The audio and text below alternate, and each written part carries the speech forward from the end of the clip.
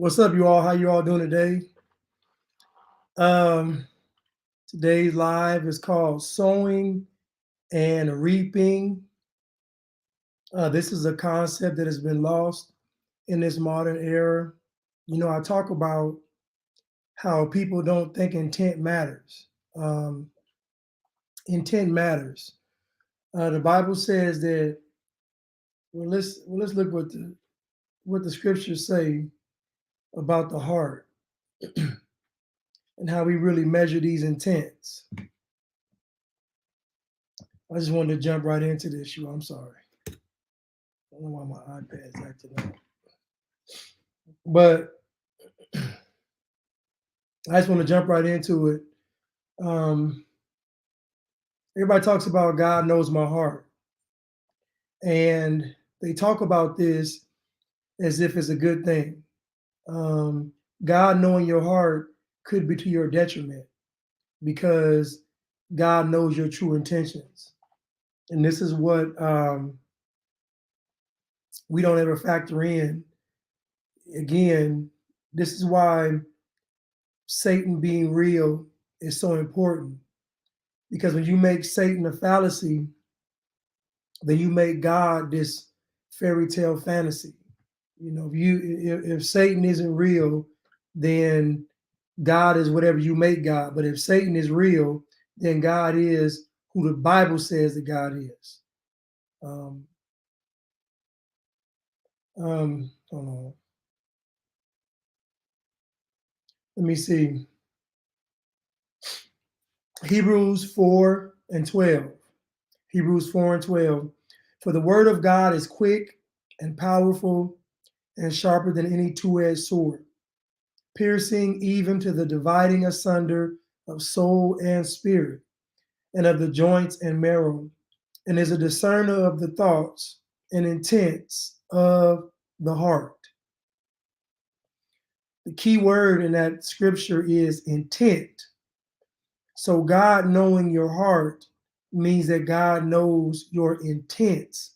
So why you do something matters. The world's not going to tell you this. The world's going to say the ends justify the means. It's not what God says. But I want to talk about real quick. Confluence is coming up October the 12th through the 15th, and tickets are on sale. You can get tickets at Confluence2023.com. I know for a lot of you all it's short notice, but hopefully some of you all will be able to attend. But it's in Bandera, Texas, not that far from San Antonio. But basically, again, a Confluence event, a lot of great speakers there. You'll be able to see what sovereignty looks like. Chef Molly, I got a chance to visit her farm in California. And basically, I think she said that over 80% of what they ate was grown on the farm. She had a well where she had her own water that miraculously got destroyed somehow. But basically, very sovereign, very what you all call off the grid, very self-sustaining. Where we're moving to in the future, these people want total control, even down to your biometrics, even down to your physical body, even down to the way you act with a social credit score. All these things, they want total control. Now, folks talk about what they would have did during slavery, but these past 3 years have revealed the truth about what most folks would have done during slavery. They would have just complied like everybody else. But anyway, there'll be a lot of great speakers there. You can stay outside or you can stay inside. They have some luxury tents. You really can't see them on. I'm showing it on Instagram, but I want to show you like the little tents they have outside. I won't say luxury, but luxury for a tent.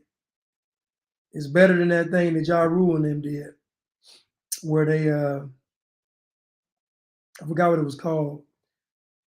What was that? They had a special on it.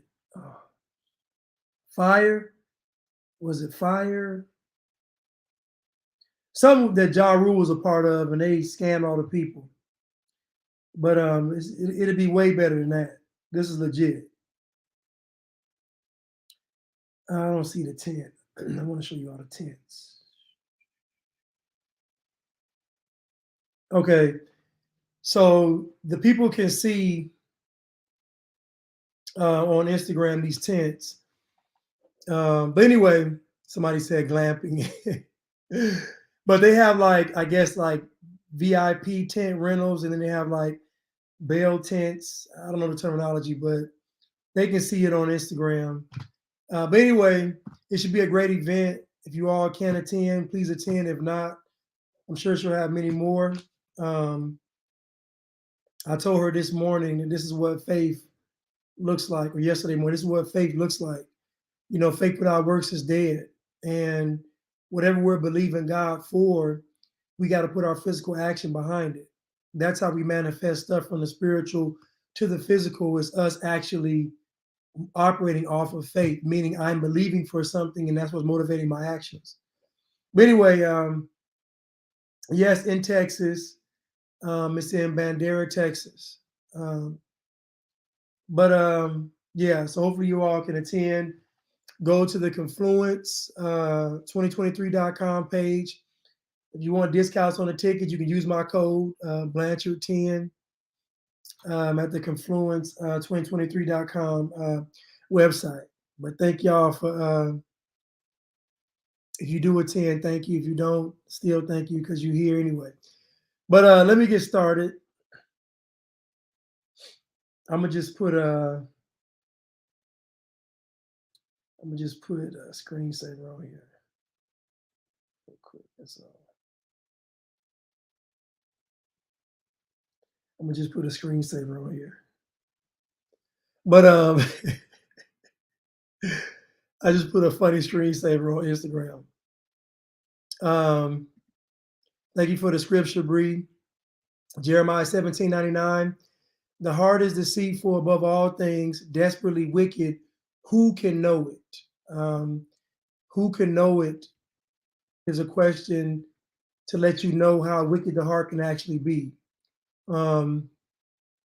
What's up, Louisiana Sister Squad Podcast? What's up, Ross Witty?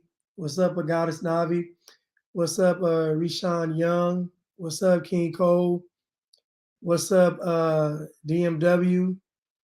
This shirt actually is Katie's shirt. You all see a truther. So Louisiana Sister Squad Podcast is in the building.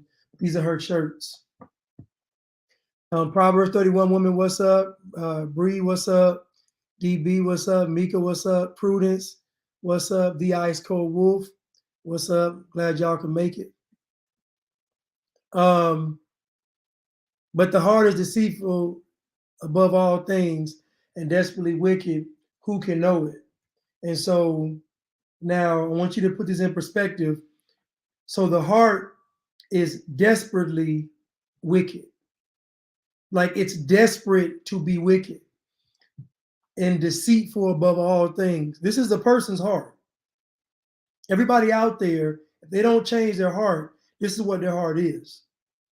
Now, think about that heart in the average person, and then think about, for the word of God is quick and powerful and sharper than any two-edged sword, piercing even to the dividing asunder of soul and spirit and of the joints and marrow, and is a discerner of the thoughts and intents of the heart. So that means everybody talking about God knows my heart, but what they should be saying is God knows my truest intents. And for a lot of y'all, that's not good. But let's get started. There was a video of a guy that got stabbed in the street. I'm gonna play it a little bit later, but let me go to my video files real quick and let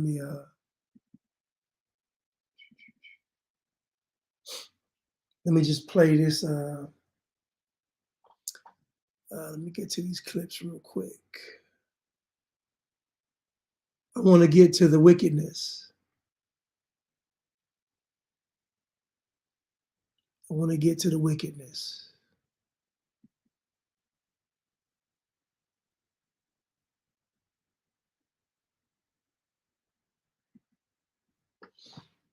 To stop saying not one more. We need action now. There are things that can be done, particularly at the level of Congress, that could help stop the next shooting on a campus, at a church, at a supermarket from happening.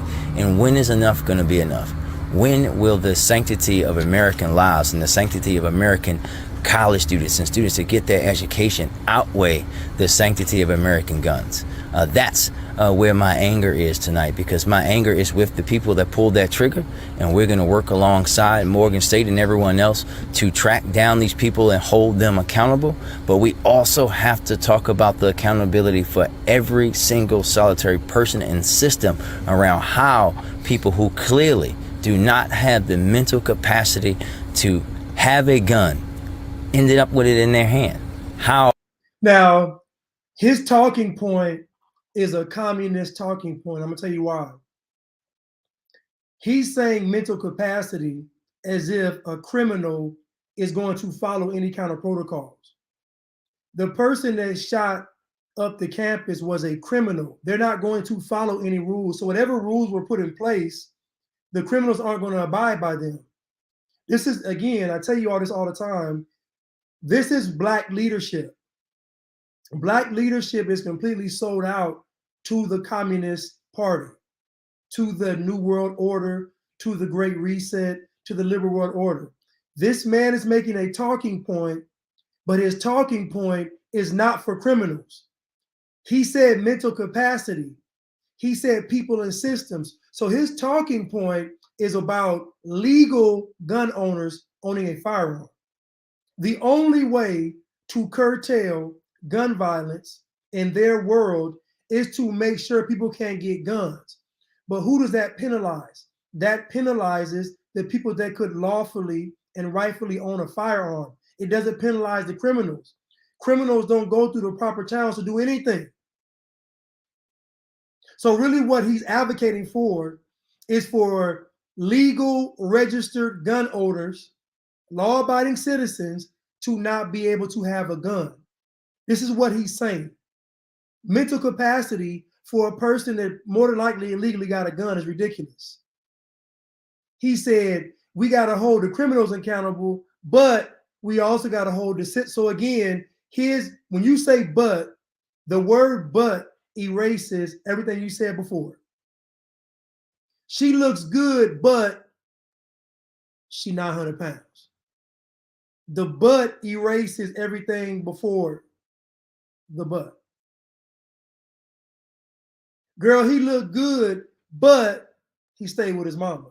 The but erases everything before. So when he says we're going to track these people down, but we got to hold the system accountable, i.e., white folks. Let's continue. How are we going to consistently see this over and over and over again and think that the status quo around guns in our country and our communities is okay? Because it's not okay.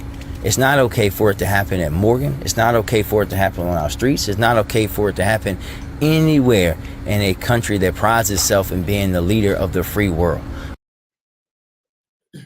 So he says the country that prides itself on being a leader of the free world, but he's advocating for you all not to have any guns.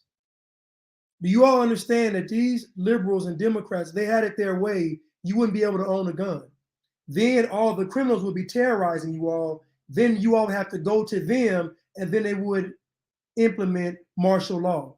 Federal troops on the streets, they're bringing the UN. That's the goal. The goal is to get these other nations involved in the United States, have the UN take over. We can't handle it. It's too out of control. UN come save us. China come save us. That's the goal. The goal is not anything about equality, racism, none of that. The goal is we want to make sure that the citizens cannot defend themselves against tyranny. That's the goal. It's not any deeper than that. So they dress all that up with racism, equality, equity, reparations, hold them accountable, police brutality. All that stuff is code word for we don't want the American citizens to be able to defend themselves. Just that simple. Because you can't inflict tyranny when you got millions upon millions of people that are armed. You can't do it. Those other countries around the world didn't have any guns and they got terrorized. I got a video on my show of a young lady getting choked out because she's on the street without a mask in one of them European, I think it's Australia. She's getting choked out without a mask on. She getting choked out by the police. Y'all didn't see that. Y'all didn't see that.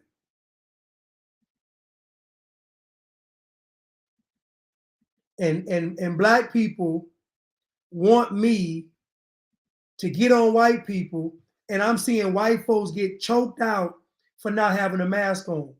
Black folks just put the mask on. They told them, you can't go outside, you can only go 5 kilometers, and you can only visit one person. This girl was getting choked out and slammed on the ground, choked out for not having a mask on, and she was white. Nobody black in America experienced anything behind them masks because y'all put them on. So when I talk about this fight against this great reset, this fight against this new world order, this fight against this liberal world order, this fight against this trans agenda, this fight against this transhuman agenda, this fight is led by white people. So y'all want me to get on white people and they're out there fighting. You're out of your mind. And y'all sitting back getting diabetes and high cholesterol. No, I won't do it. I won't do it. Let's continue.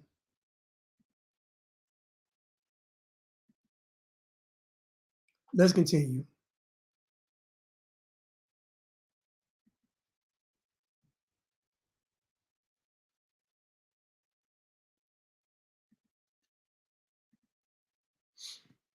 Years now, hip-hop has been a reflection of culture and society. That includes stories of struggle And pain. Social injustice. racial inequality. The marginalization of communities. Today, We confront a healthcare system. That has been rigged against all of us. Hospitals force patients to sign contracts for services. without ever showing us actual prices, Stifling competition. overcharging without accountability. Well, number one, white people get the same bills we get. Two, none of us see how much these things cost until after we get the bill. Three, black people are being used as pawns once again for the Democrat Party. Allow me to explain. Ding, ding, ding, ding, ding. The White House needs a messenger. It's coming up on election season, so why not use hip-hop culture once again to bring forth a bunch of misinformation and brainwashing amongst black people because they will not ever win an election without us. Wake up. Listen, y'all don't have to believe me. The proof is right here. Go look at Kamala Harris's latest speech on September 21st when she talked about Americans and their medical debt. So that was Suni right there. Suni has a new page name. I forgot it, but that's Suni. Some of y'all probably know her. But yeah, so again, this is more communism.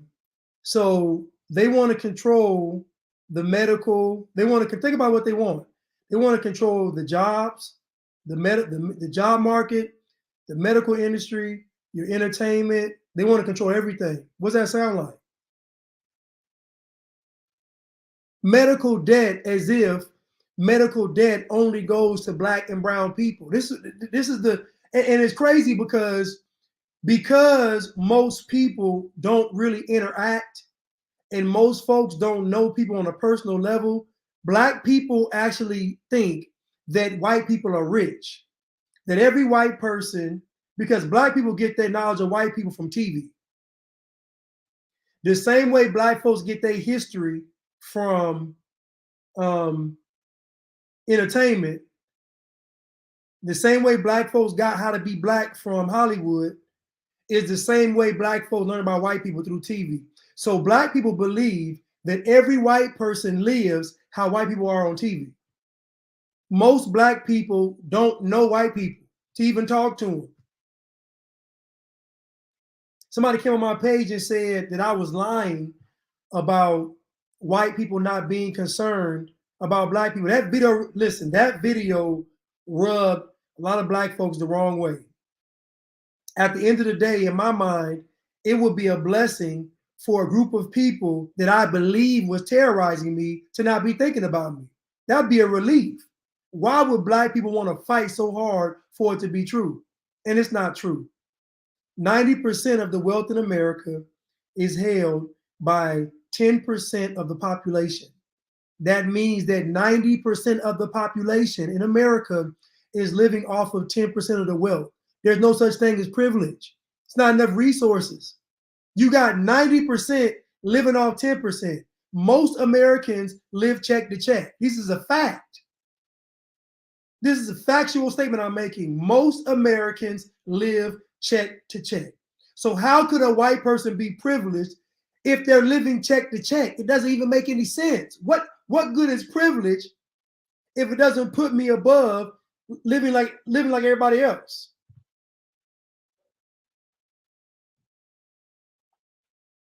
I'm gonna play this video again.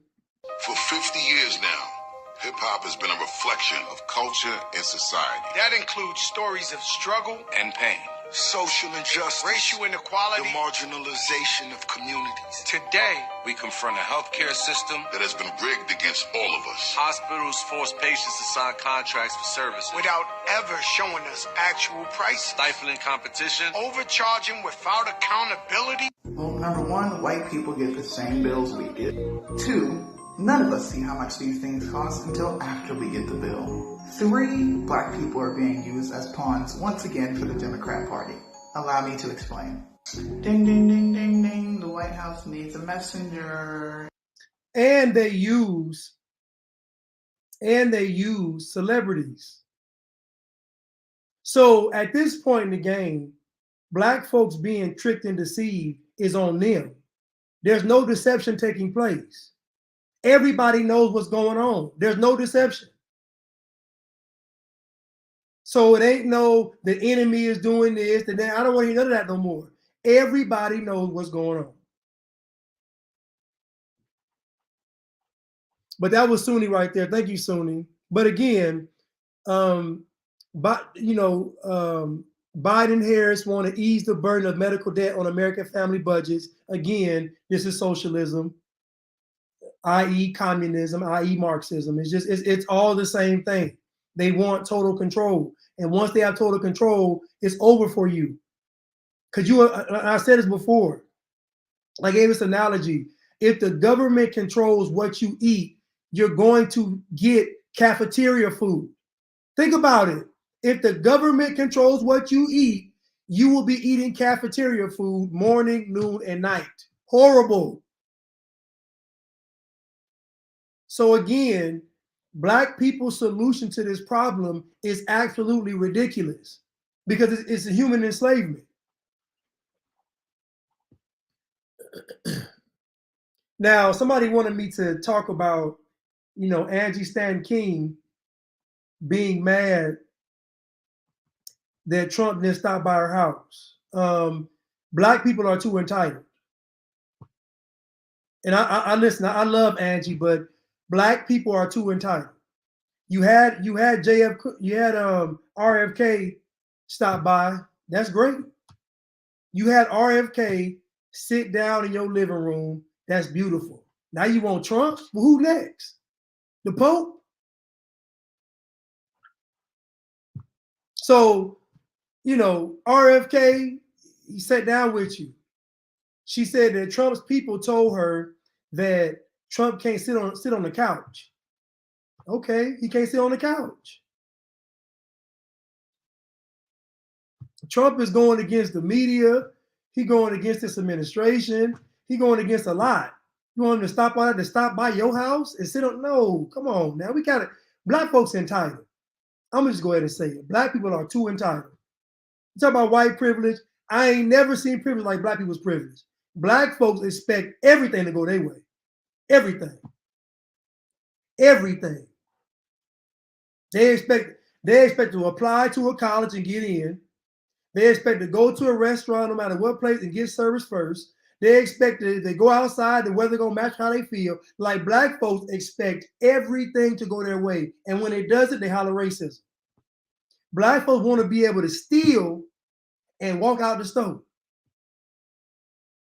Black folks want to be able to have a gun on them as a convicted felon and the police leave them alone. Like this is like black people, I've never seen privilege like I've seen black privilege. You've never seen a vice president able to run on being black and not actually be black. Think about this. Kamala Harris helped Joe Biden get elected because you thought she was black. But y'all tell me that's not privilege. Barack Obama got voted for because he was black. But y'all tell me that's not privilege. It's privilege. The one person that dared tell the truth about Big Mike ended up dead. That's privilege. That's privilege. I told somebody in the gym the other day, I said, you can't find any media outlet that portrays black people in a negative light. None. You can't find any media outlet, not ESPN, not Disney, not Sony, not CNN, not Fox. You can't find any major media outlet that portrays black people in a negative light. But you can find a whole bunch of them that portray white people in a negative light.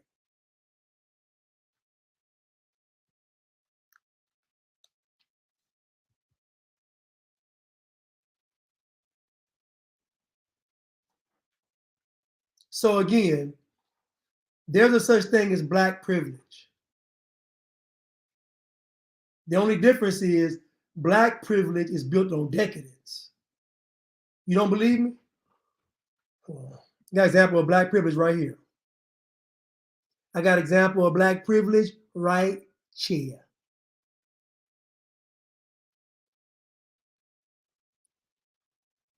If I can find the video.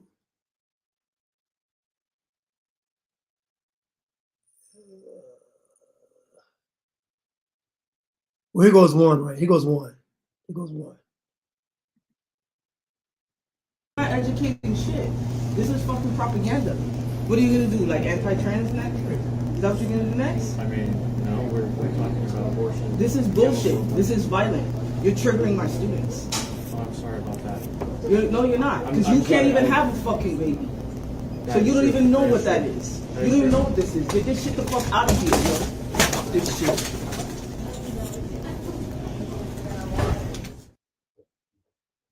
Black privilege. Black privilege. You can't convince me that America is racist and this black stud of a woman walks up to two white people, young, seem to be clean cut white people, go up to their little setup and knock their stuff over and fear no consequence. There's no way you could tell me that America's racist if you can walk up to two random white people and tear their stuff up. It's called black privilege.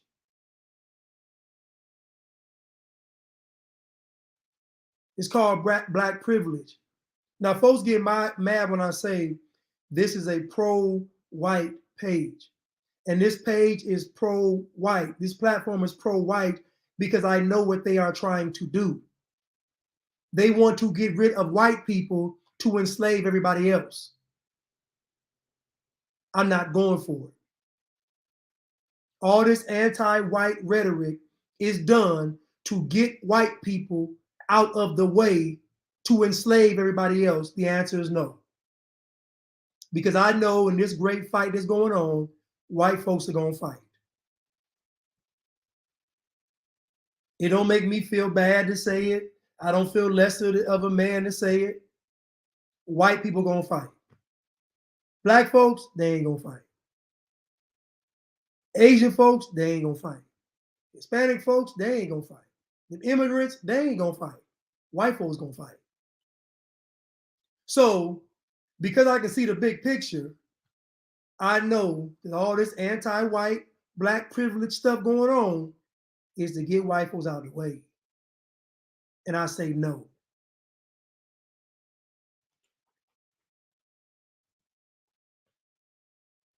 Let's continue.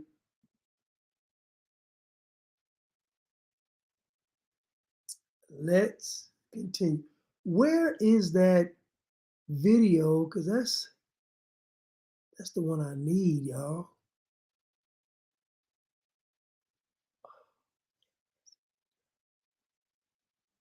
Where is the video?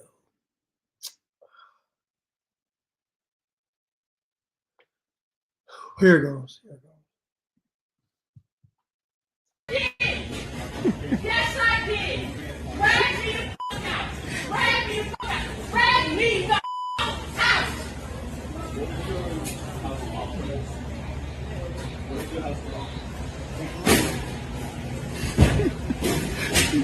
me the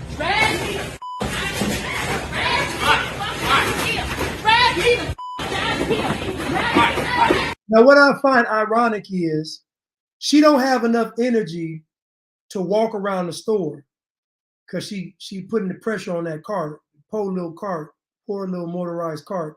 She terrorizing the cart, but she don't have enough energy to walk around the Walmart. But when it come time to tear something up and get back at the white man, she got all the energy in the world. So dear black women, 81% of you all are obese, overweight. Dear black women, pretend that the white man is keeping you from the gym. Chinese little reverse psychology. Dear black women, pretend that the white man is keeping you from the gym. So when you go to the gym, every sweat you drop is liberation for your people.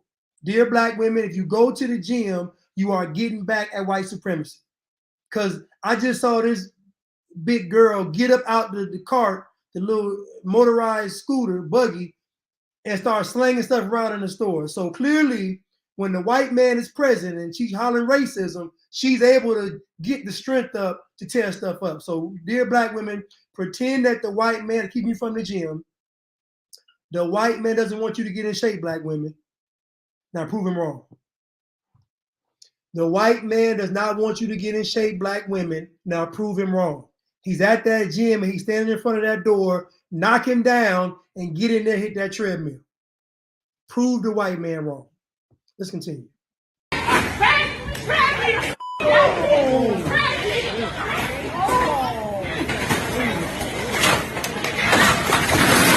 not supposed to be recording. Yes, ma'am. Now, keep in mind, she hit this man. Now, keep in mind, she got accused of stealing. We're going to go back to the beginning of the video where she says, yeah, I was stealing. She going to say, yeah, I was stealing. Yeah, and what? Black privilege. So this whole thing that started in Walmart started from black privilege.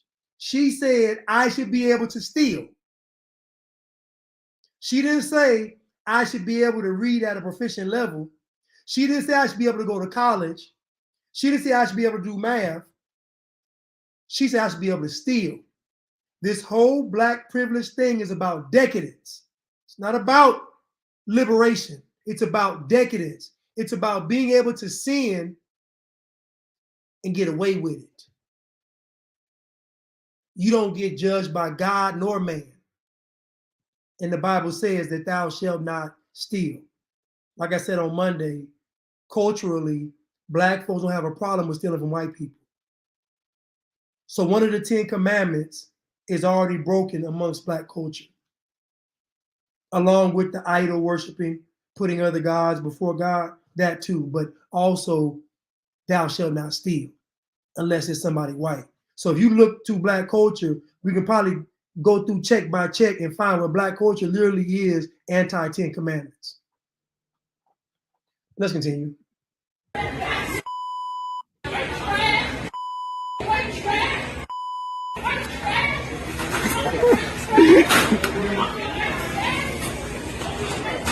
Now she calling him white trash.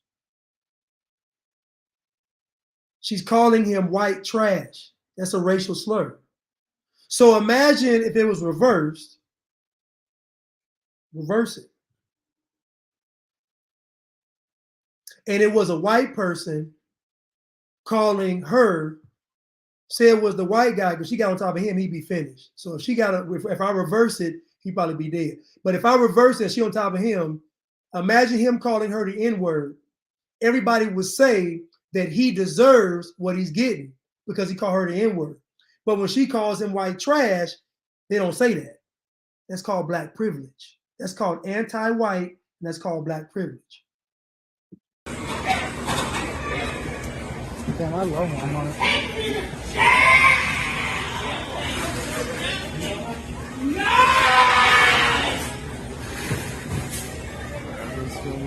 Yeah, everyone's recording. That was the first one. They're like, publish. Okay. Walmart is racist! Walmart is racist! Walmart is racist! Walmart is racist! Walmart is racist! Walmart is racist! Walmart is racist! Walmart is racist! Walmart is racist! Walmart is racist! Walmart is racist! Walmart is racist!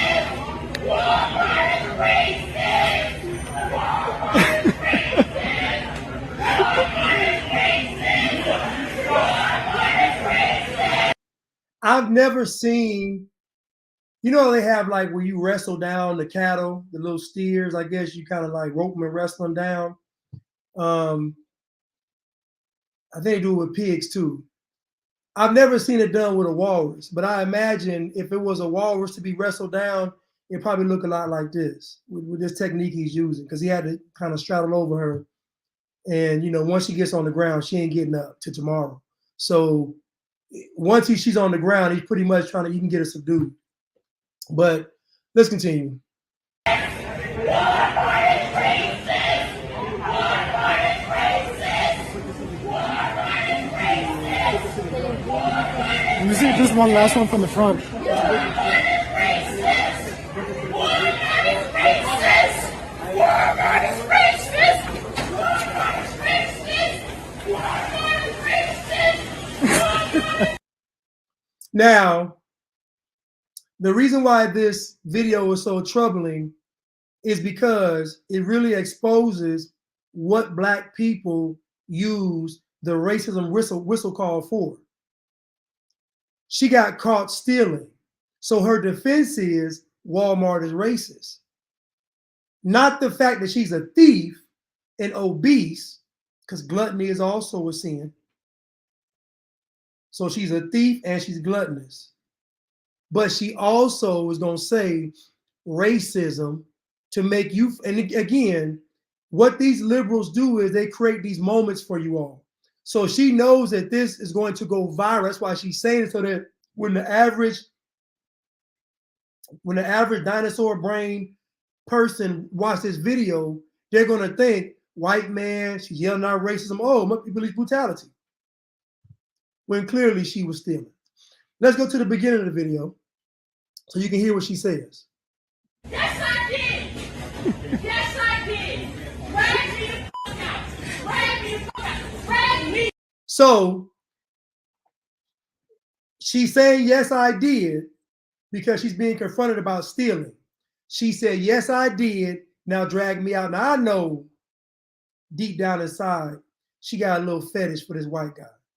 A man ain't touched her in a minute. So this just made her day for this man to get on top of her and wrestle her down while she's screaming racism. To me, it was really a whole bunch of role playing. It really, she wanted to be something else. She couldn't wait for this man to put his hands on her. Listen, I've been peeped it. These women want a man to, so they straight, it turns them on. Put your hands on me. I dare you to touch me. It turns them on. So she saw this tall white man stand in front of her, and she said, this is my chance. Put your hands on me. I dare you to drag me out. I dare you to grab me. I dare you to rip my clothes off. I dare you to pull these tights down. I dare you. I dare you to strip me naked and get on top of me. I dare you. I dare you to drive it to your house. I dare you. That's what she's saying. I dare you. And so she couldn't wait for this man to put his hands on her. And when she thought he wasn't, she said, I'll make him grab me. She got up and started tearing stuff up. Let's continue.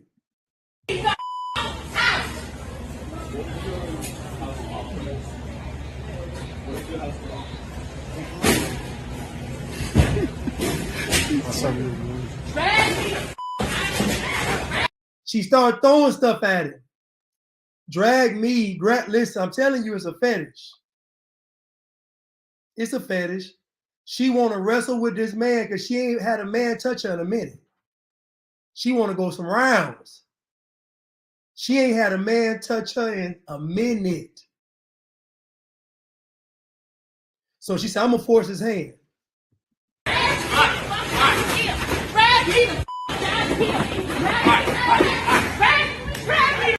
Then she hit him in the face. Now she know if I hit him in the face, knock his glasses off, he really finna go in. Listen now, this is foreplay. Y'all don't believe it, but for her, this is foreplay. This ain't, what she doing with this man right here ain't nothing new. This is foreplay. If wasn't nobody in that Walmart, if everybody wasn't watching, she would have propositioned this man. I'm telling you, I know that. Listen, man, I've been Pete. I've been Pete. You're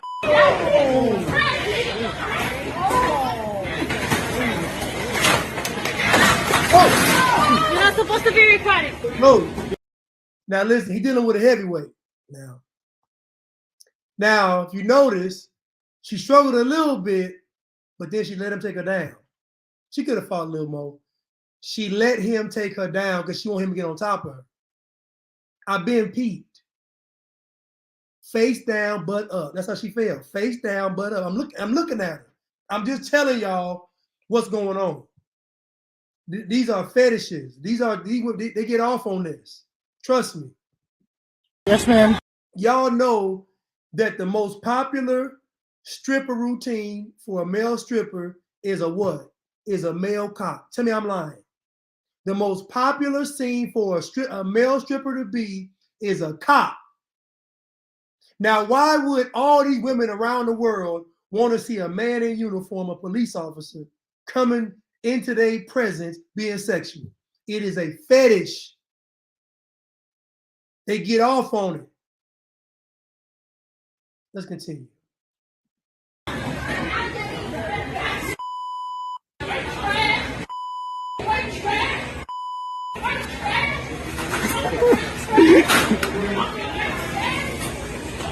Now she calling them white trash again. Just take away the Walmart, take away the people, put this same scenario in a bedroom and tell me it's not a fetish. Put this same scenario in a bedroom and tell me it's not a fetish. She's getting off on this. Let's continue.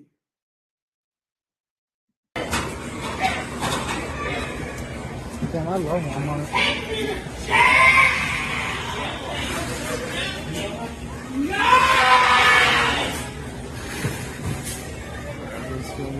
Yeah, everyone's recording. I was the first one. They're like, but it's okay.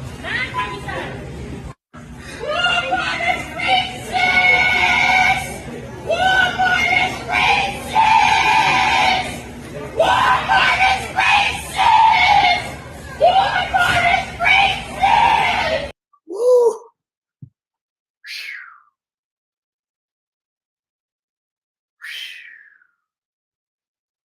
Now, again, she's not a victim. Clearly, this is all she put on the show.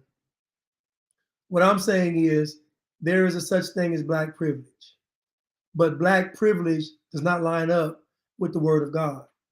So if you're indulging in black privilege, you are indulging in the workings of Satan, because black privilege is built on decadence. It's not built on honor. It's not built on actually even earning the privilege. built on decadence.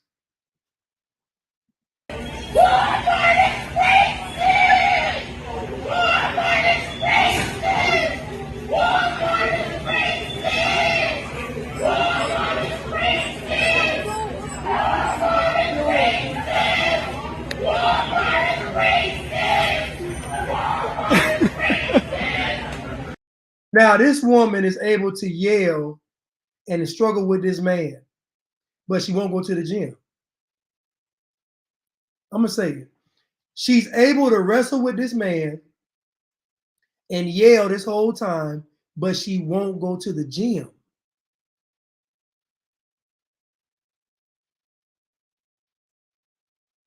I got a problem with that. I got a problem with Black women leading the nation in obesity and not wanting to go to the gym. I got a problem with that because Black women also simultaneously want to be called a queen and a goddess. And we can all agree that a goddess is going to be in shape. You ain't never seen no goddess overweight. I ain't seen none. Only big god I seen was Buddha. Let's continue.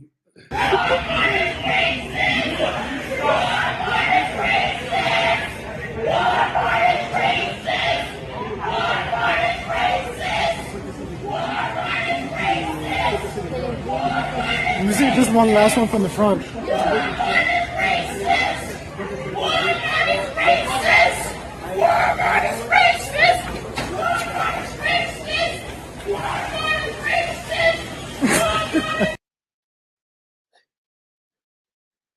Yeah, so again, Black privilege. Black privilege. Let's continue. Let's continue.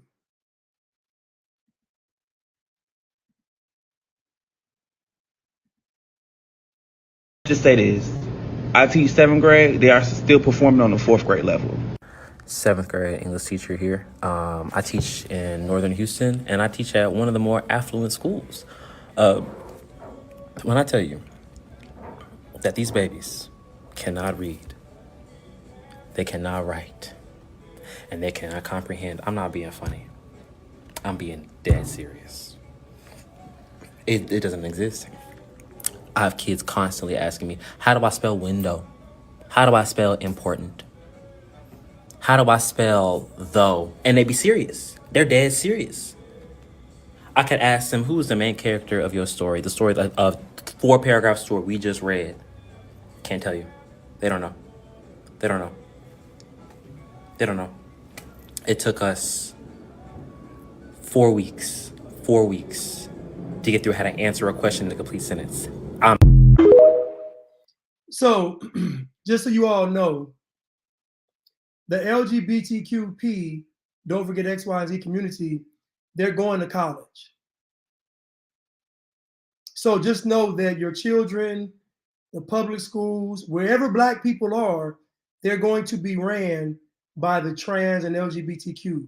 It's going to be trans, LGBTQs, white liberals, Jewish liberals, going to be running. So I'm just letting you all know that your child, more than likely, everywhere they turn from kindergarten to 18 is going to be all liberal-minded, LGBTQ, trans people. What it's going to be.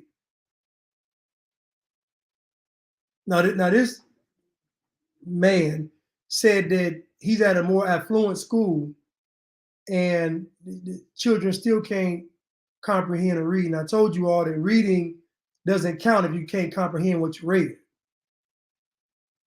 So again, most Black children can't comprehend in the 4th grade. They can read, but they can't comprehend. So if you can't comprehend and read and do math in the 4th grade, it's not going to happen in the 7th grade. So you're going to have a whole generation of Black children that can't read or write or do math. But then you got white liberals telling you all that it's racism's fault. and you all are going to believe them. So what will the nation do with a bunch of black people who aren't equipped to work in the fourth industrial revolution? The fourth industrial revolution is all about technology. So my question is, what are black people going to do in this fourth industrial revolution? Because none of the folks advocating for black people are talking about you all in this fourth industrial revolution.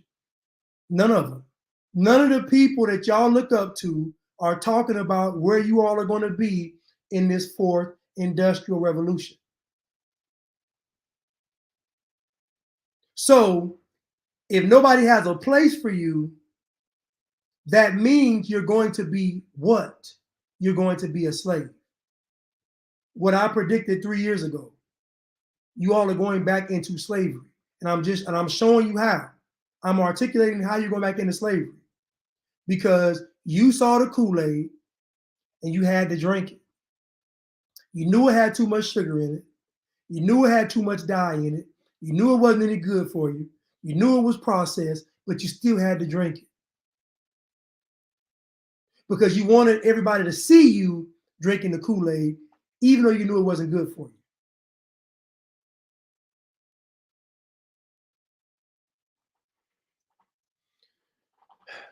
Let's continue. I'm going to just say this. I teach 7th grade. They are still performing on the 4th grade level.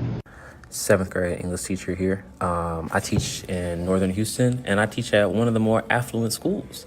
When I tell you that these babies cannot read, they cannot write, and they cannot comprehend, I'm not being funny. I'm being dead serious. It doesn't exist. I have kids constantly asking me, how do I spell window? How do I spell important? How do I spell though? And they be serious. They're dead serious.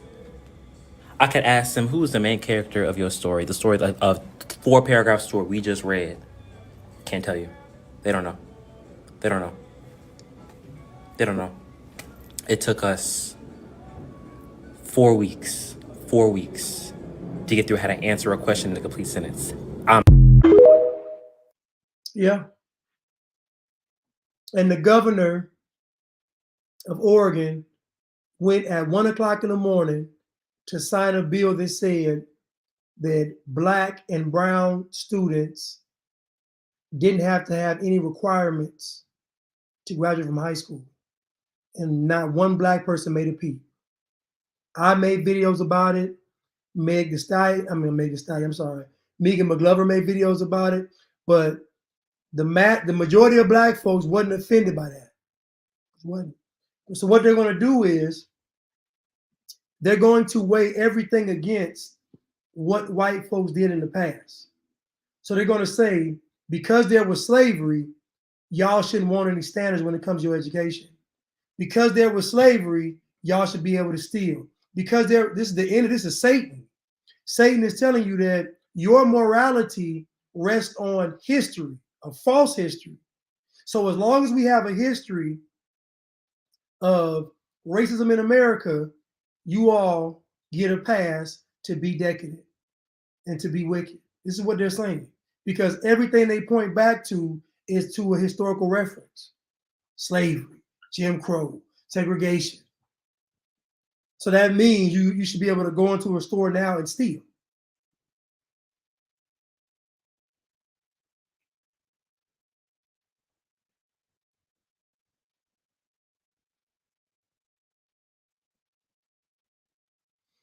Prudence says Chinese-run factories in several African countries have their workers marching in line and exercising at 5 a.m. Most can't read or write, but they can march and mind and obey orders. Yeah, I know they can. They sure can. Because you ain't got time to worry about racism when it's time to eat. When you got to work. Ain't no government handouts. You got to work. Kaia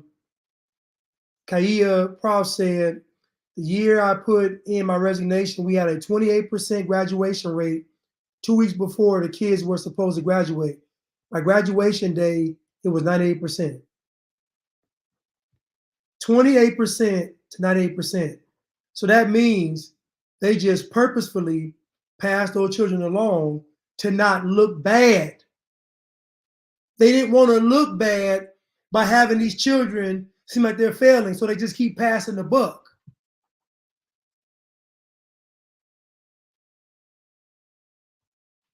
Let's continue.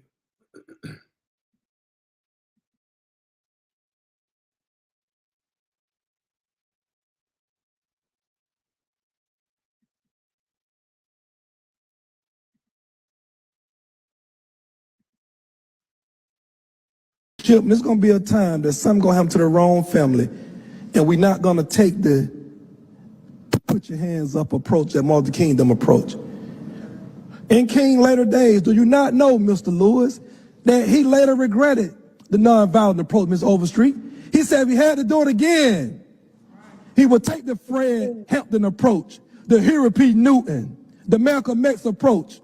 Maynard Jackson in his last video, Mr. Lewis, Mr. Bond, you know what Maynard Jackson said? Atlanta had become a place of scared Negroes.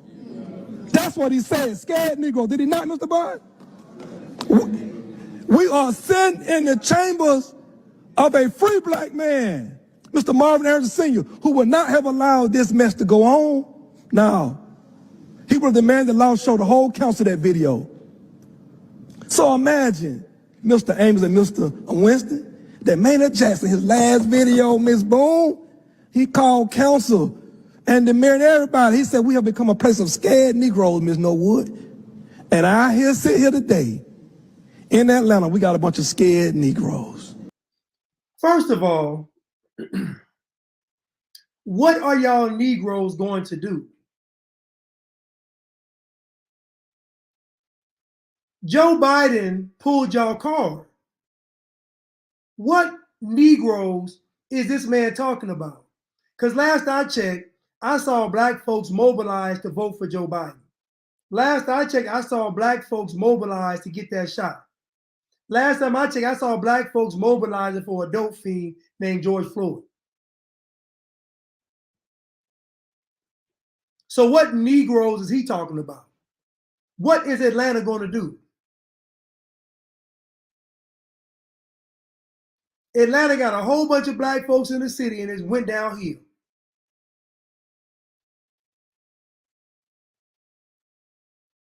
It didn't even take one generation for Atlanta to fall off.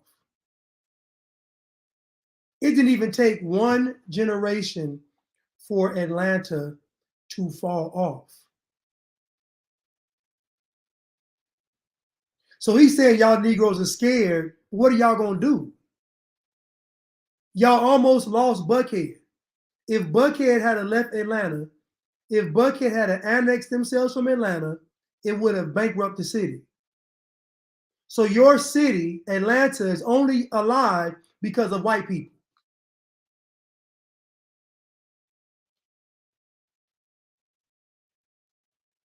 And Atlanta is still mostly white. So what are y'all Negroes going to do? If you didn't stand up against Joe Biden and you were scared of Trump because of some tweets,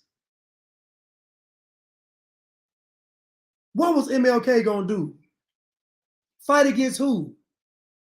They're all on the same team. They're all a bunch of communists. Fight against who? They're all a bunch of Marxists. Fight against who? Black people make up 12% of the population. 95% of black people have no clue of what's going on.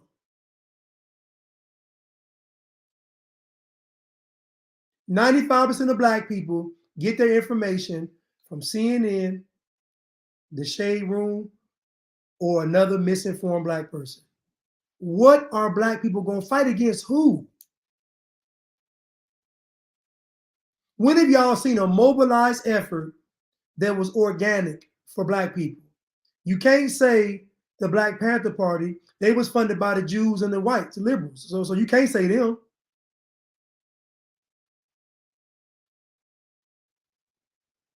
We already know that the Nation of Islam is in cahoots with the government, so you can't say them. And now they Scientologists too, Freemasons. We can't say them. Give me a black movement that was organically started. Give me a black movement that did not have any white, Jewish, liberal, communist influence.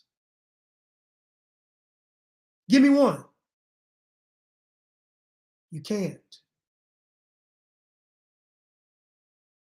So this notion that black people are going to somehow rise up and do something is foolish. It's not going to happen. If black people didn't go against Joe Biden, it's over. Joe Biden got on TV and said, if you don't vote for me, you ain't black. And black people did it. That's it. Checkmate. Then he came back and said, I'm getting impatient, get that shot. And y'all lined up and got the shot. You know, you go check. Well, hold on. Check was him saying, if you don't vote for me, you ain't black. The checkmate was the shot. Game over. You think these mRNA-filled Negroes gonna start a revolution? When all they gotta do is hit a switch and they all turn into zombies? Are you crazy? Do y'all think these mRNA-filled Negroes, these nanobot-filled Negroes, these octopus alien baby Negroes is gonna start some kind of revolution? No. The black race has been compromised beyond belief. This whole notion of black folks being scared goes without saying. He's scared too. Because when it came down to that shot, what do you think he did? The man talking right now, when it came down to Joe Biden, that shot, what do you think he did? Let's continue. It ain't no wonder who King will march with today. It's, hey, I don't know who it would be. I sincerely don't know who would be marching with King. Even in his camp, he had some traitors, as we know now, some scared Negroes. Those who betrayed him, that cost him his life. But Mr. Shipman, if you care enough about black folks, and then Mr. Warren, I understand that you might want to be the... Man, it ain't cost King nothing, man. They all in cahoots. King was a reverend, but didn't believe in Christ. Game over. That's called Satan. Dr. Martin Luther the King was a reverend who didn't believe in Christ. Game over. That's the devil.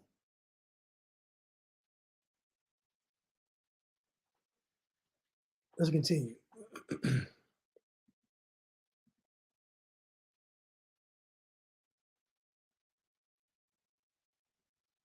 Let's continue.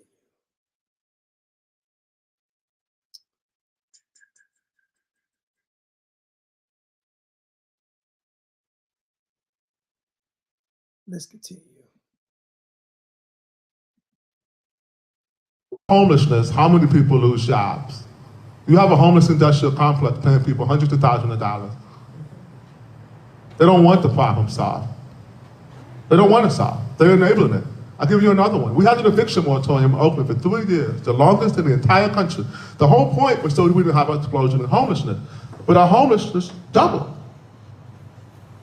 Why? Because we allow permissible open-air drug use, violence, fires. We allow poor people to die in the streets. We have elected officials, and this is, I'm going to tread lightly here because I'm trying to be as positive as possible, but this is an absolute fact. We have elected officials who have nonprofits they founded, who parachute in white homeless activists, who go to black. Thank you, Nita. They can't rise up against these thugs killing the children. These people talking about scared Negroes, and they can't police their own communities. The audacity of calling somebody scared, and you look at the homicide rate in Atlanta and it done skyrocketed. The crime rate done skyrocketed. And we got black mayors and black police chiefs, and it's out of control. The audacity to talk about some scared Negroes in your communities are in shambles. Ain't there a black person he talking to is gonna help anything. And the fact that he's there talking to them lets me know he don't have good sense. That's why I asked, what did he do when it came to Biden that shot? I'll tell you what he did. He complied, like the rest of the Negroes he's talking to. Thank you, Nita, for that. Let me rewind this and I'm gonna start over. I'm sorry. How many people lose jobs? You have a homeless industrial complex. If you solve homelessness, how many people lose jobs? You have a homeless industrial complex paying people hundreds of thousands of dollars. They don't want the problem solved. They don't want to solve. They're enabling it. I'll give you another one. We had an eviction moratorium in Oakland for 3 years, the longest in the entire country. The whole point was so we didn't have an explosion in homelessness. But our homelessness doubled. Why? Because we allow permissible open-air drug use, violence, fires. We allow poor people to die in the streets. We have elected officials, and this is, I'm gonna tread lightly here because I'm trying to be as positive as possible, but this is an absolute fact. We have elected officials who have nonprofits they founded, who parachute in white homeless activists, who go to black homeless encampments to tell them not to take services because it's their right to have a lifestyle choice to do fentanyl. This is the exact words they use. Some of these people died very shortly after refusing to help. One of them was in Fitzgerald Park on Valentine's Day of this year. That week, a gentleman was shot dead. 3 days before he was shot dead, he had accepted the offer to go to rehab, but then an activist, homeless activist, came and told him he did not have to leave. It was his right to stay there and do the drugs, and they would provide him clean needles to do so, and he was shot and killed very much later. So, you want to go. And what you all don't realize is that, this is why I tell you all, that the Bible says we wrestle not against flesh and blood, but against principalities, against the rulers of darkness, against the wickedness in high places. So when somebody comes to you talking about we have to do this to fight against racism, it's Satan. Satan is the accuser of his brethren. So when people say fight against racism, they're saying fight against white people. Satan is the accuser of his brother. Anytime somebody comes to fight against racism, tell me when it's ever been good. Tell me when it's ever worked out. Tell me when black folks fighting against racism, tell me when it ever benefited black people. Give me the success story of black people fighting against racism.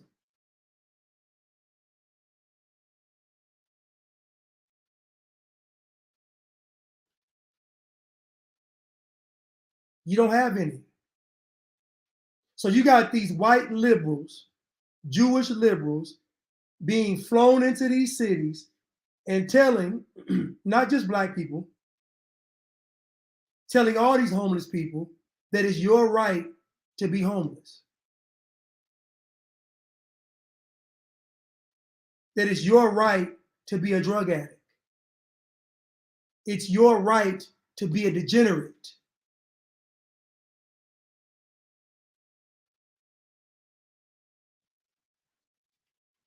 And y'all know how I feel about homeless people. The average homeless person is not a good person. And how do I know this? When you go to an area that's predominantly a lot of homeless folks there, how does the area look? Do you ever see homeless people volunteering to cut people's grass? Do you ever see homeless people volunteering to wash cars? Do you ever see homeless people, and many of them have skills, do you ever see homeless people lending out their services to people? No, you don't. And homeless people only survive on the streets because good-hearted people make sure they do.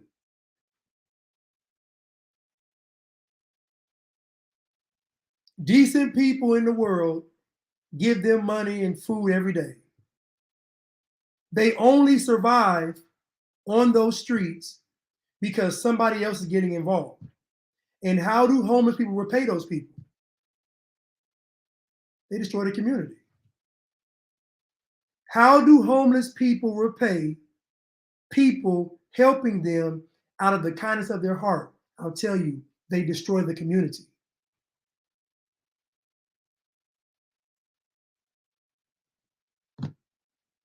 Sounds bad, doesn't it? But it's true.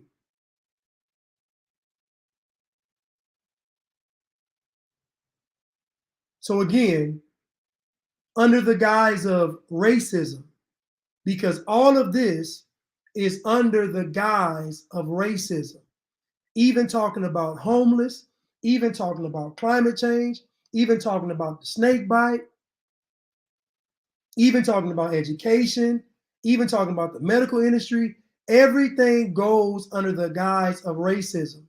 Because when you think about someone being done wrong, the first person that comes to mind is a Black person.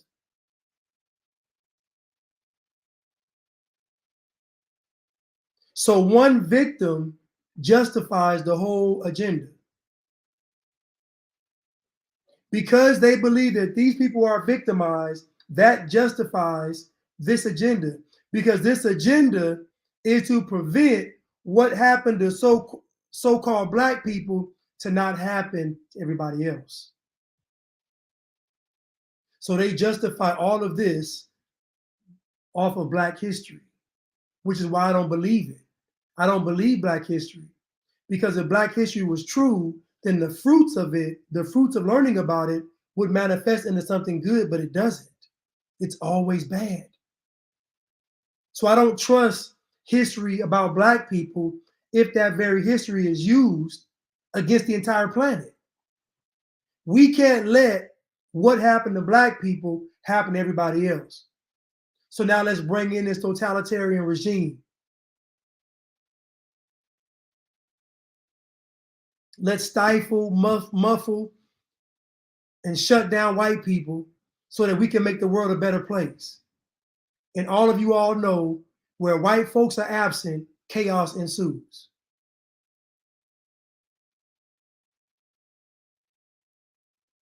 Sounds bad, I know. Where white people are absent, chaos ensues.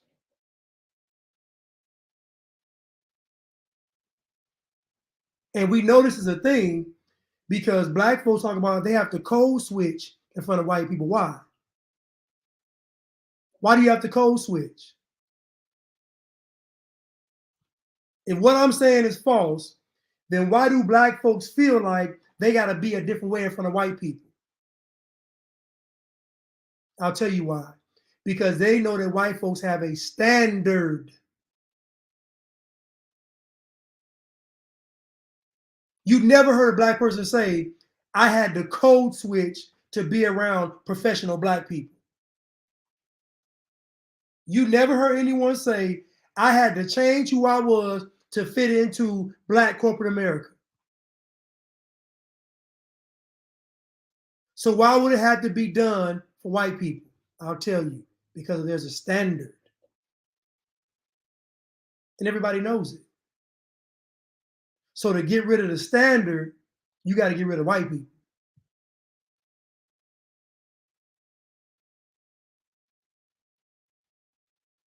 Black folks love Joe Biden. He's a substitute teacher. They hated Trump. Trump was at school that had that mean principal. He wasn't going to play with you. In Black folks' mind, Trump was the mean principal.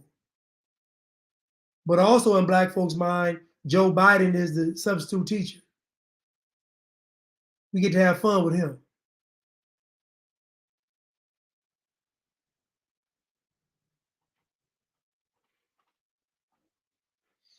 Let's continue. The root of the problem is the monetization of homelessness. So you want to go, the root of the problem is the monetization of homelessness. I asked a question. I said, how could y'all be putting all this money to fight against homeless, but the homeless population keeps increasing? Somebody lying. Like, how could y'all be fighting against racism, but y'all telling me America's more racist? Like, this stuff ain't making no sense to me.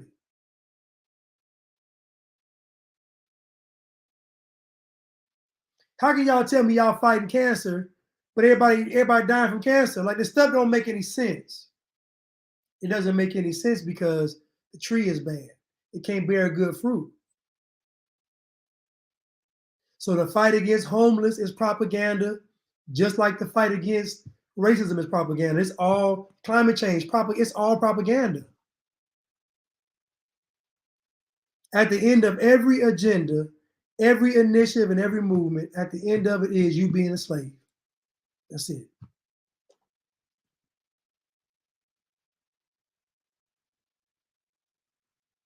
That's it.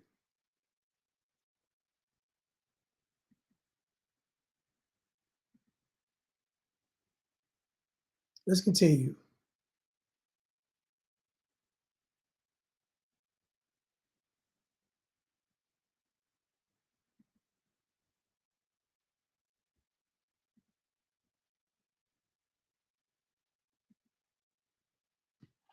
I was on a 4-hour red-eye flight and I was seated next to this older white gentleman. But the conversation started because he noticed I was wearing a law school hat and he was like, oh, did you go to that university for law school? And I was like, no, I went for undergrad, like my sister and my dad went for law school. After I said that, he was just like, huh. So later on in the conversation, we're talking about education again. He's asked me about my family's background educationally, and he's telling me about his family, and somehow the topic came to student debt. I was just saying it's crazy how expensive college is, so much to the point that even if you get into a school that you really want to go to, you probably can't go if you can afford it. And he responds along the lines of, yeah, well, there's academic scholarships for people who work really hard and are really smart. Like my kids, they worked really hard and were really smart. He basically just kept on saying, like, if you were actually smart and deserved to be there and weren't just there because of affirmative action, maybe you'd have a chance at getting a scholarship. That's not what he said. Now you just called her tell a lie in real time. This young lady, now this video is viral and black folks agree with it, but you just caught her in a lie in real time. That man didn't say that. Let's rewind what the man really said. We're really smart. He basically just kept on saying, like, if you were actually you really want to go to, you probably can't go if you can afford it. And he responds along the lines of, yeah, well, there's academic scholarships for people who work really hard and are really smart. Like my kids, they worked really hard and were really smart. He basically just kept on saying, like, if you were actually smart and deserved to be there and weren't just there because of affirmative action, maybe you'd have a chance at getting a scholarship. That's not what he said at all. You see what just happened here? She just lied in real time. And because black people are so emotional, they can't even contextualize the lie she just told. They're going to take her word for it. Remember the one guy just said, and the children he has in the 7th grade can't read. They can't comprehend. So if they can't read and can't comprehend, they can't do math either. They all go together. So what the man said was, instead of complaining about how expensive college is, why don't you dedicate yourself to your studies so that you're able to earn an academic scholarship? That's what he said. Instead of complaining about how expensive college is, and you are a college graduate, ma'am, what you should be doing is telling people to put that energy towards getting an academic scholarship. What he told you was no excuses. She just lied on this man. She just called him racist. This is why I don't buy none of the racist rhetoric talk, none of it, because this is what it really is. It's about black people wanting a concession made for them to be a degenerate. That man told you if paying for college is an issue, then you better get to work in your schoolwork to earn you an academic scholarship. That's what he said. What he doesn't know is that my family has a knife next to my name because I cut to the core, and I sure did know how to burst this white man's bubble. So I said, that's awesome for your kids, but the types of schools that I aspired to go to don't give out merit-based scholarships because everybody who gets in is just really smart. And that's when it hit me that this man was trying to imply. What school doesn't give an academic scholarship?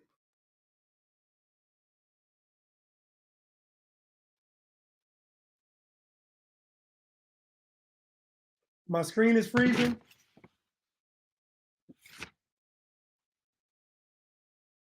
What school doesn't give an academic scholarship? What in the world are we talking about?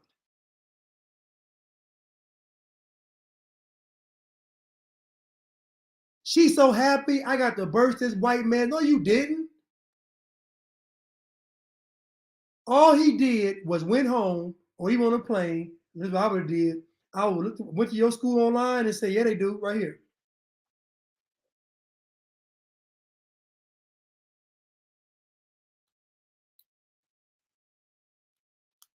So Carlton Banks, so Yale, Harvard, and MIT. Let's see. Let's see.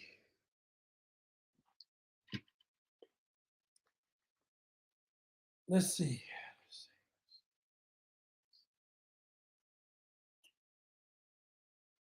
Let's see.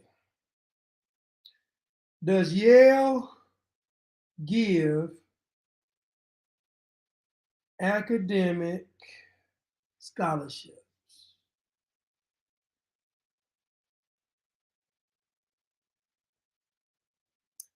The Yale scholarship can vary from a few $100s to over $70,000 per year. They even have the average Yale need-based scholarship is over $50,000. So not only do they have the academic scholarship, they also got the need-based scholarship. So one down, Yale, one down, two to go. Let's go to Harvard. Black folks lie. Did I say that? Black people lie. Does Harvard University give academic scholarships?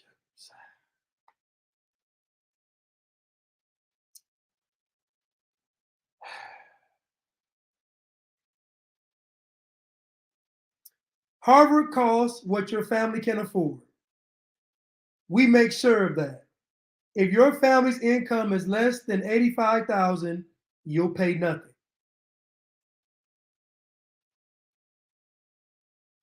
For families who earn between $85,000 and $150,000, the expected contribution is between 0 and 10% of your annual income.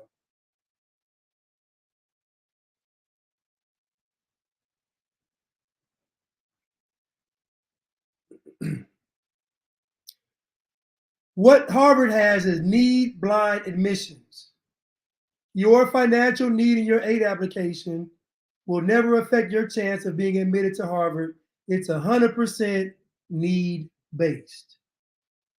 So not only could you have gone to Harvard, you could have went to Harvard for free. So I'm checking Harvard off the list too. Harvard. Now let's go to MIT.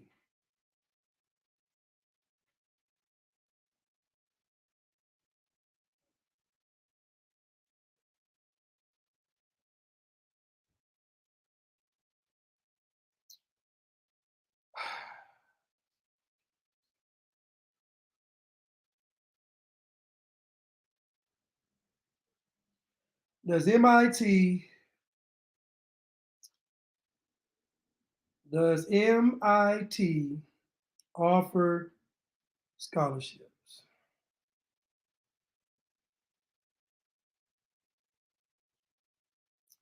Yes, MIT scholarships are legit. While the Massachusetts Institute of Technology offers limited scholarships to students needing financial aid, there are many external scholarships that MIT students receive.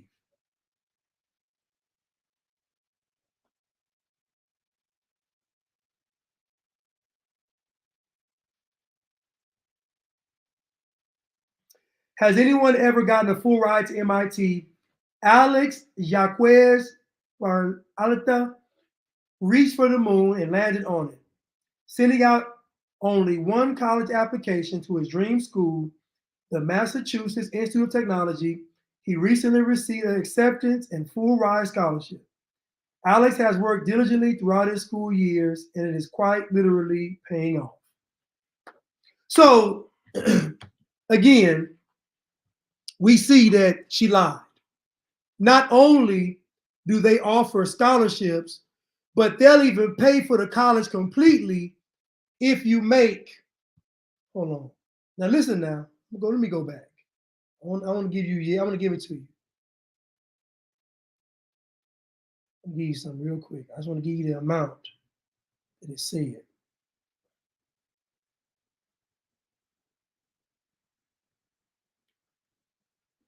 They said if you made, where was it?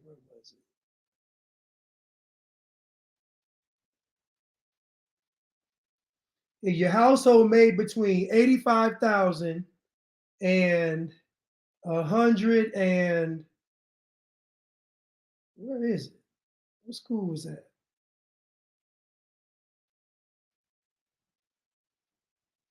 Was that Harvard? That was Harvard. Harvard said, let me get the right number. And listen now, if you really wanted to be slick, I can give y'all some game. All you got to do is make a family member that makes X amount of money a legal guardian. So you get a family member that makes $85,000 a year, and they're your legal guardian. Now you can go to Harvard. I'm giving y'all game.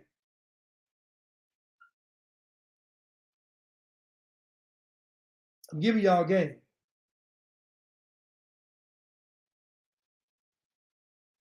I can't find where I went to.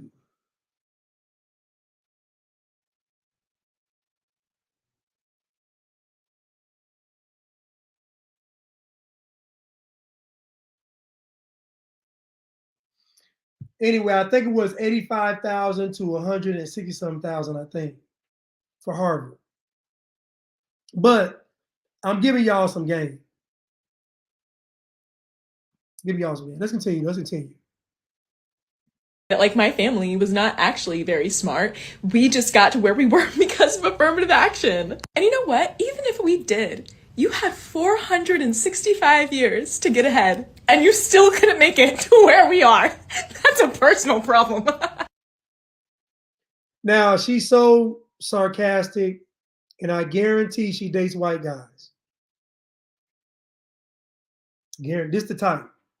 Now listen, there's nothing wrong with interracial dating, but these type of liberal to the core minded black folks, they always did outside their race. Because they actually, okay, thank you, Tia Barnes. Thank you. I'm sorry, Tierra Barnes. It was 85,000 to 150. So if you make 150, you're only gonna pay 10% to go to that school. So again, it's crazy. But now she brought it again. I told y'all, the history of slavery justifies present decadence. And she's fake laughing on here, thinking she burst this white man's bubble. All he did was went home and said, there was a young lady on the plane with me. Her family is filled with college graduates, and she's complaining about having to pay student loans. You know how crazy you sound to him?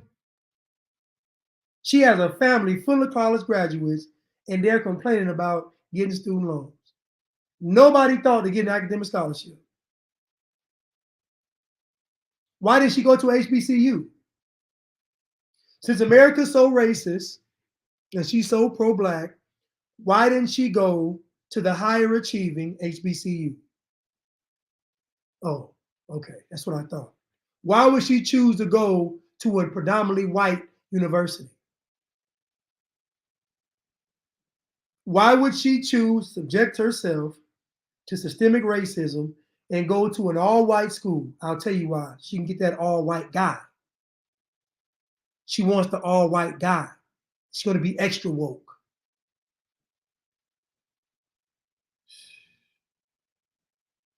Let's continue.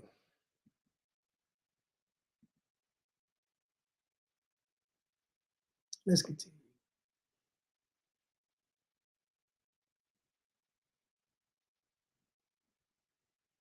This is my last one.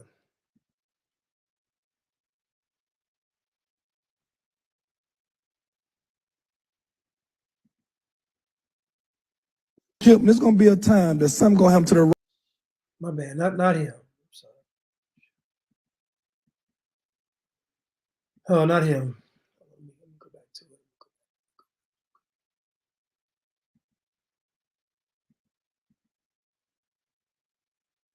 It's white. It look like nut.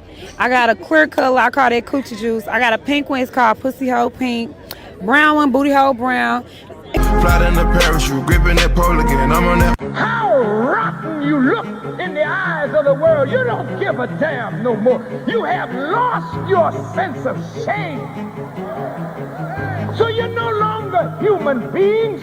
You've become a race of animals. I'm your brother, damn it. And I love you. And again, the problem with black people is black people pick compromised leadership. And they do because black culture does not allow for you to pick righteous leadership. The problem is that black leaders can't hold black folks accountable. And you can't, because at the end of his speech, he's going to blame white people. So the end of every black leader's speech erases the whole speech. So you can hold black people accountable all the way up to the end. But the moment you say white people, the enemy, you erase everything. You got to make a definitive statement and leave it at that. That's why when I speak, I don't pass the buck to white people. I hold black folks accountable, like I hold myself accountable. I hold myself accountable. Let's continue. But I'll be damned if I'm going to stand by and watch you destroy yourself and our people and our future with your foolishness. Now, Farrakhan said he ain't going to stand. What's he going to do? What was the nation?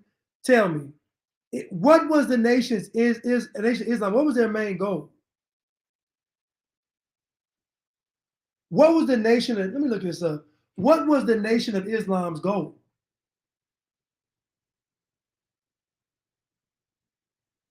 What's their mission statement?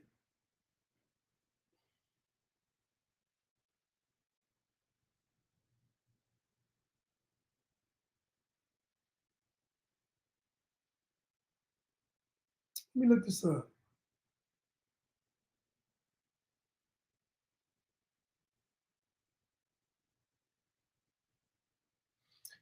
This says that the NOI campaigns for the creation of an independent African American nation state and calls for African Americans to be economically self-sufficient and separatists.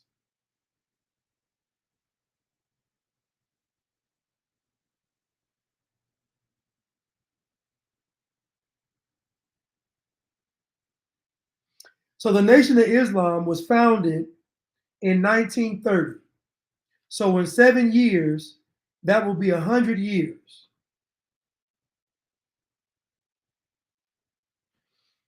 The Nation of Islam African American movement and organization founded in 1930 and known for its teachings combining elements of traditional Islam with Black nationalist ideas. The nation also promotes racial unity and self-help and maintains a strict code of discipline among members.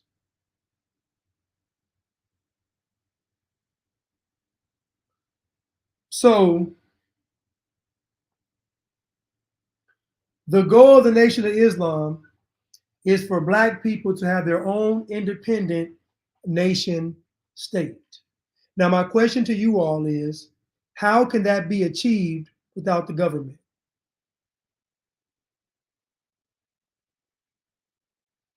How can an independent nation state for Black people in America be achieved without the government?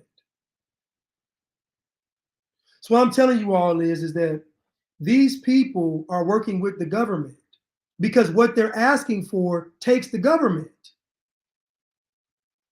They didn't say we're going to take it. They didn't say we're going to conquer. They said we're going to be a nation state. To be a nation state, you got to be recognized by the government, by the United Nations.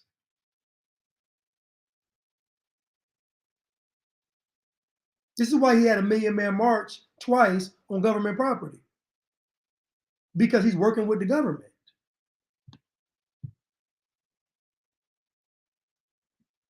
And we're going to put a stop to your foolishness. You're not going to misrepresent us to the world. For Sexy Red doesn't represent me. Farrakhan doesn't represent me. Sukihana doesn't represent me. Barack Obama doesn't represent me. They've convinced Black people to be one person. And that quote is from 100 Days of Summer.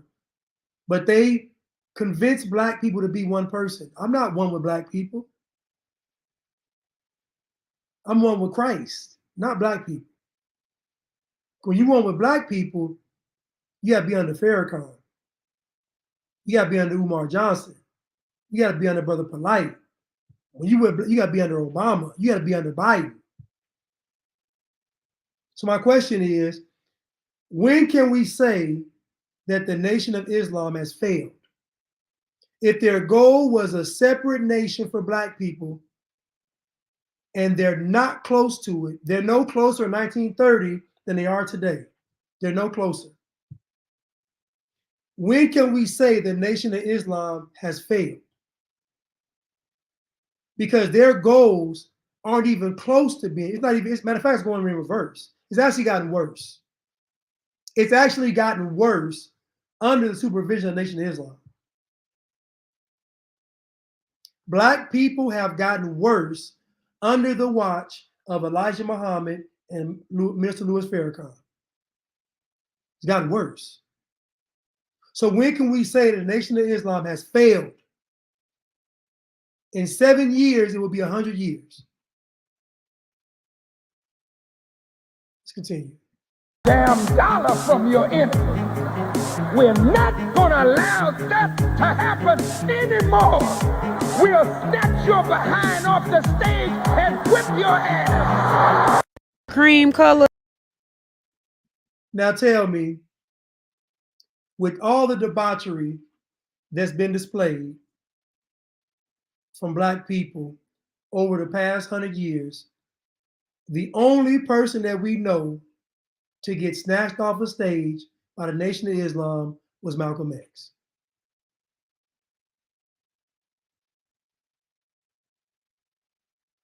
Not an ignorant Negro, not a decadent Negro, not a foolish Negro,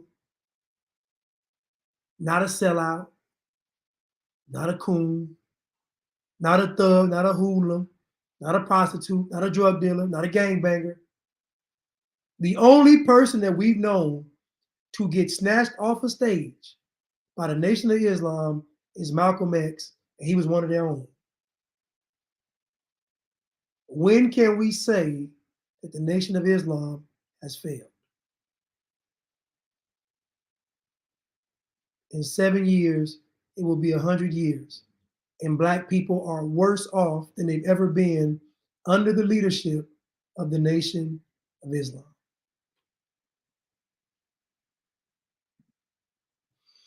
I thank y'all for tuning in today. I love you all. Hope y'all have a blessed day. About to head to the gym. You gotta stay ready in this apocalypse. You never know when they're gonna hit the switch. But anyway, I love you all. Thank y'all so much for tuning in. Hope to see you all soon, which will be maybe Friday or Saturday. Obviously, cutting through the culture on Sunday. Listen, I love you all. I thank you all so much. And I will see you all probably on Friday or Saturday. Y'all be blessed.